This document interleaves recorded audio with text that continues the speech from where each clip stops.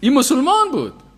الله میگه بعد از ایمان داشتن تو کافر شدی. با چی کافر شدی؟ رنگی عروسا وره اعوذ بالله من الشیطان الرجیم فلانی مرتضی اعوذ بالله من الشیطان الرجیم فلانی یکی از نواقض ایمان که ایمان انسان مشکنانه چی است؟ توهین و استهزاء و بی‌ادبی در مقابل چی است؟ شعائر الله. الله متعال میگه قل استهزئوا، بگو برشان خوب رشخندی کنین، خوب مسخرگی کنین، خوب استهزاء بکنین.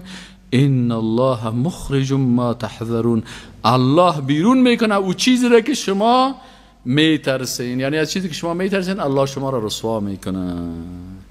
باز الله متعال میگه ولا ان سألتهم، باز اگر از این منافق پرسان بکنی که چرا این کار میکنی، تو خجالت نمیکشی، تو شرم نداری، تو با این چیز خود سر دین الله، سر پیغمبر الله، سر شعائر الله تو رشخندی میکنی. باز دلیلشان چی است؟ لا یقولون انما كنا نخوض و نلعب. باز دلیل منافقای بیدینی که کافر شدن، باز یا حتما چی میگن؟ انما كنا نخوض و نلعب، والله ما خامت یک مسخرگی خوشطبعی میکردیم و نلعب و ساتیری میکردیم.